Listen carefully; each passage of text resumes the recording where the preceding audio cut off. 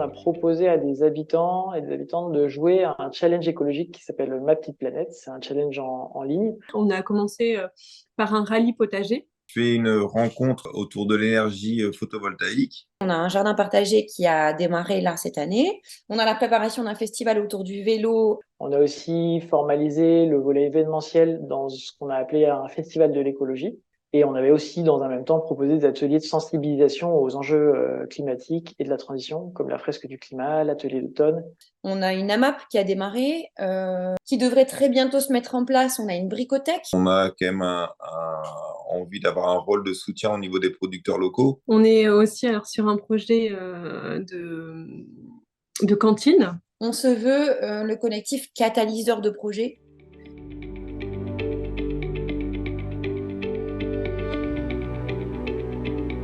Donc, je suis aussi venu aller chercher de retours d'expérience, d'initiatives existantes, aussi des méthodes et des outils et du savoir-faire.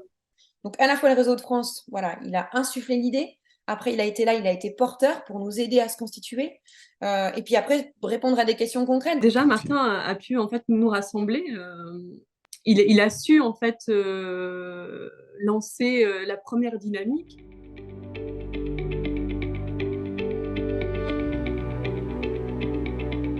Ça nous a permis, entre autres, de prendre conscience qu'on pouvait chercher à se structurer, à formaliser des choses. Et donc, il a pu nous partager des propositions de méthodes et d'outils pour avancer sur ce sujet de la structuration et de l'écriture d'un projet.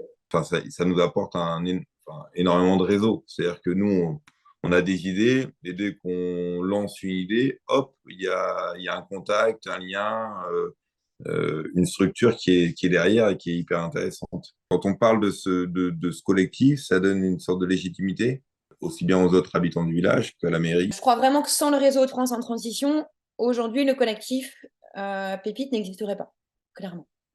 Je pense pouvoir dire qu'il a été absolument essentiel, à la fois dans la genèse, mais aussi dans la pérennisation de notre collectif aujourd'hui.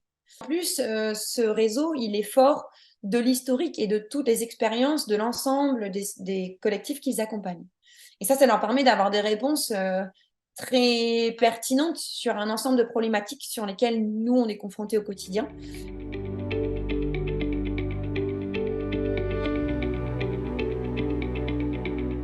Je n'ai pas connaissance à l'heure actuelle d'outils du même type que le réseau Transition de France à l'échelon régional.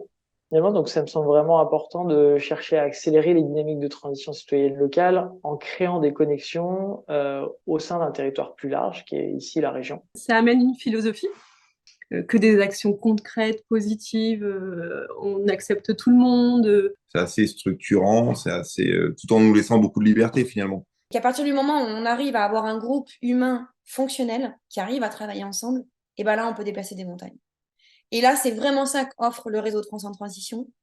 C'est cette partie moins palpable, je dirais, de la réalisation de projets, mais qui est absolument incontournable et qui permet vraiment d'avoir une force de travail et une force de frappe gigantesque ensuite. Mais le réseau, il permet de connecter les collectifs entre eux. Et ça permet de ne pas se sentir isolé, mais aussi de se sentir ancré dans une initiative un peu plus grande et plus importante que ce qu'on porte nous.